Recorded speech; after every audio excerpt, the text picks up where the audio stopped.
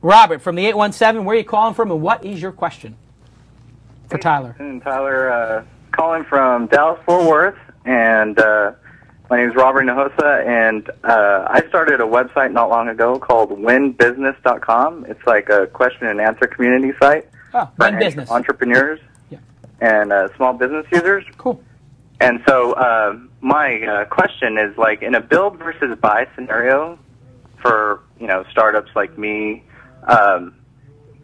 what's your feeling on the buy for actually using that for your core business?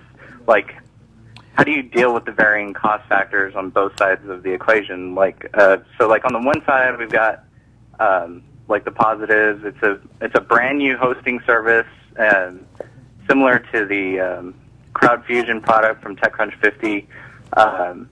It's the same engine that powers StackOverflow.com for like the software developers out there. They use it. So I see it right now. Did they Stack Overflow make that open source? No, it's not open source. It's a completely hosted solution. So you just pay a monthly fee, but you do get engine. And me being a software developer myself, I know how good it works. But at the same time, if I want to build a company on it, it's a risk, because if the company does grow, if the community grows, what are they charging for it?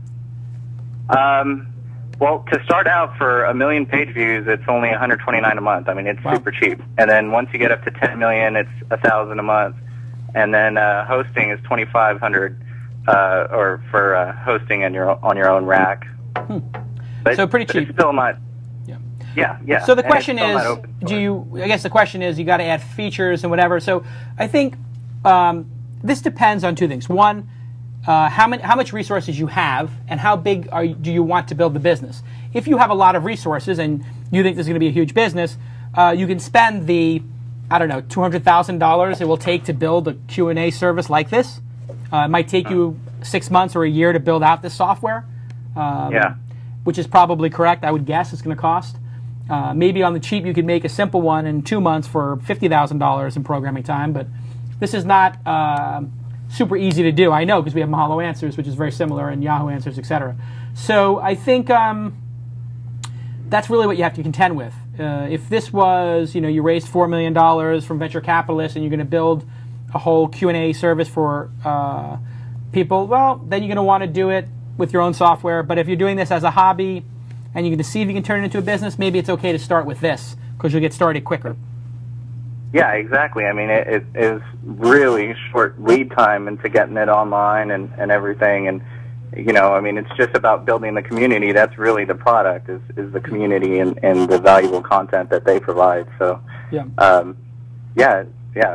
that's cool. And so where do you see that Stack Overflow software? How do you get that? You go to Stack Overflow? Or is it StackExchange.com is the provider. So, the company itself is actually Fog Creek Software. Yeah, so sure. I know. Yeah. So they're a reputable company and everything. But if they decide, I'm just going to pull the plug on this, and it's not worth it for us to go through all these headaches with all these sites, all these QA sites, then I'm stuck, and I've got a community. But at the same time, it really is low cost entry. So